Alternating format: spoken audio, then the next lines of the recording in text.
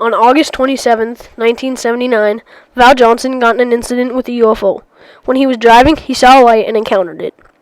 On his way to see what it was, the UFO came speeding at him. Then he was unconscious for 39 minutes. This incident happened near Stephen, Minnesota, Marshall County. This is important today because more people might look into UFOs, and we will have a better chance to see what is outside of the Earth, which we can discover what's there besides us. More UFOs have been spotted in the U.S. The most famous sighting was in Roswell, New Mexico.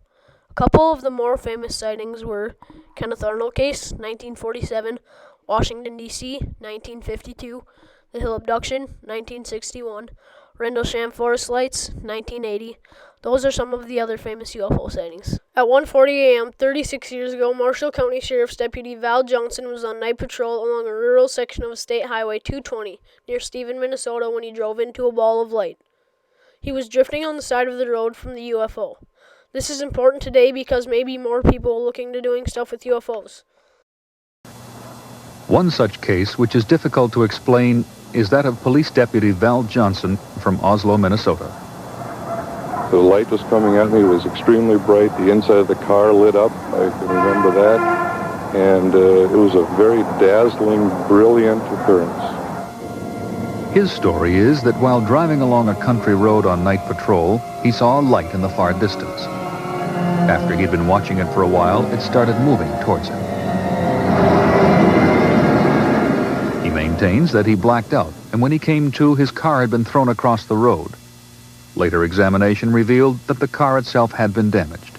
A dented top, smashed headlights, shattered windshield, and a bent antenna.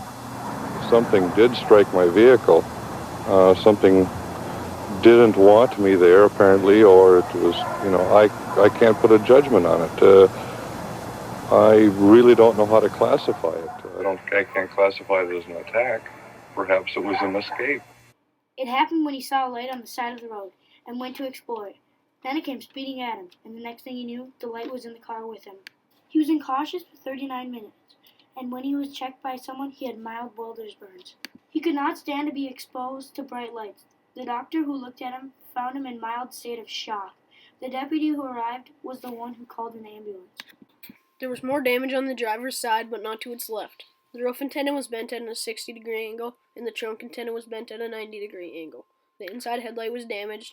There was a flat-bottom circle next to the windshield. The clock on his wristwatch and the clock on his car were both 14 minutes behind. This UFO he encountered was near Stephen, Minnesota, Marshall County. It happened on August 27th of 1979. He exchanged his car, and now it's in a museum. The museum is in Warren, Minnesota. I noticed a very bright, brilliant light, 8 to 12 inches in diameter, 3 to 4 feet off the ground. Johnson said in a taped interview, the edges were very defined. Val Johnson's squad car is still in Marshall County Museum with a plaque that says UFO car.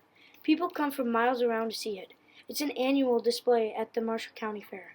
Former Marshall County Sheriff Dennis Breck gives talks at the museum about the car and the night his deputy drove it into a ball of light. Police investigation and never drew any conclusions.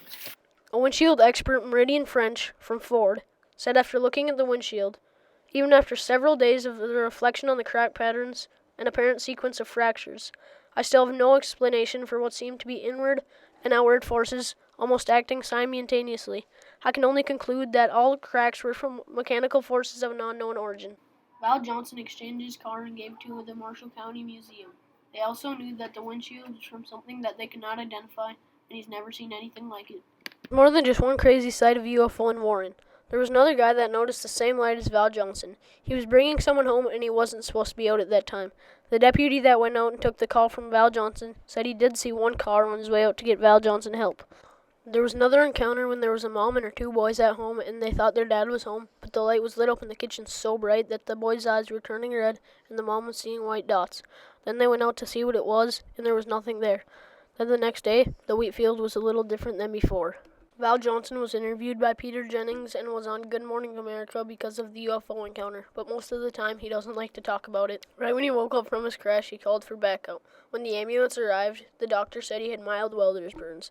His squad said it wasn't likely that Val would lie. 2 kids at the time and a wife.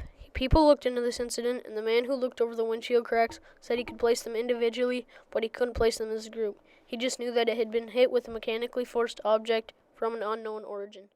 Not very many UFOs have been spotted before. Val Johnson has not explored a UFO before either. Warren has had more UFO encounters, but this is the most famous one in Warren. There are still many people that call in and have suggestions about what they think happened. They also said it was not possible for a person to bend the antennas. That is the story of Val Johnson's encounter with a UFO.